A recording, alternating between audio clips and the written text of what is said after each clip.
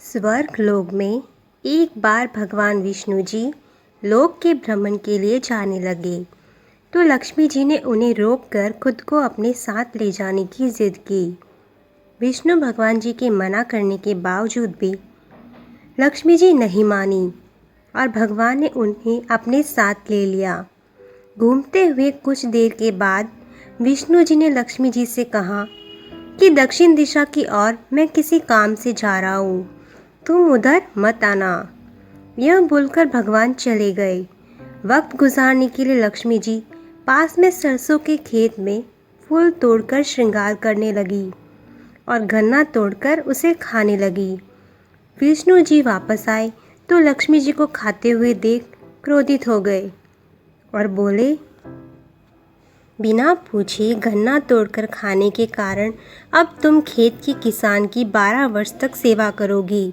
ऐसा कहकर विष्णु जी क्षीर सागर में आराम करने के लिए चले गए। उधर लक्ष्मी जी किसान के घर गई और उसका घर धन धान्य से पूरा कर दिया।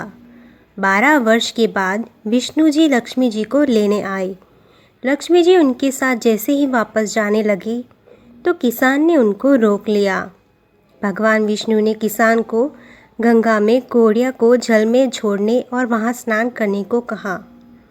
किसान ने जैसे ही गंगा स्नान करके कौड़िया जल में डाली, वैसे ही पानी में से 4 हाथ निकले और वे 4 हाथ कौड़ियों को लेकर चले गए। किसान ने आश्चर्य से देखा और गंगा जी से पूछ लिया कि ये 4 भुजाएं किसकी है।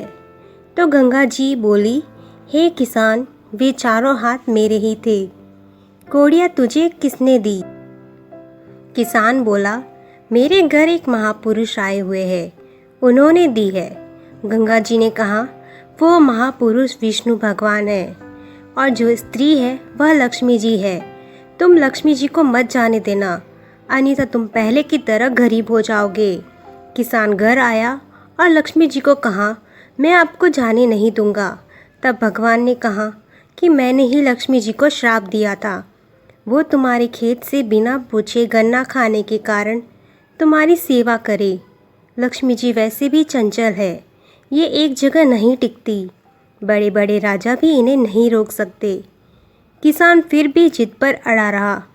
तब लक्ष्मी जी ने कहा, हे किसान, यदि तुम मुझे रोकना चाहते हो तो सुनो, कल धनतेरस है, तुम अपना घर साफ रखना, रात में घी का दीपक जलाकर रखना, तब मैं तुम्हारे घर आऊँगी। उस समय तुम मेरी पूजा करना, लेकिन मैं तुम्हें दिखाई नहीं दूंगी। किसान ने कहा, मैं ऐसा ही करूँगा। यह सुनते ही लक्ष्मी जी 10 दिशाओं में फैल गई। भगवान देखते ही रह गए। दूसरे दिन किसान ने लक्ष्मी जी के कहे अनुसार पूजा की और लक्ष्मी जी ने उनका घर धन धान्य से पूरा कर दिया। हे माँ लक्ष्मी, जैसे आपने किसान पे अपनी कृपा बरसाई है, वैसे ही हम सब पर भी बरसाना। कहानी अच्छी लगी हो तो प्लीज़ चैनल को लाइक, शेयर एंड सब्सक्राइब कर दीजिए।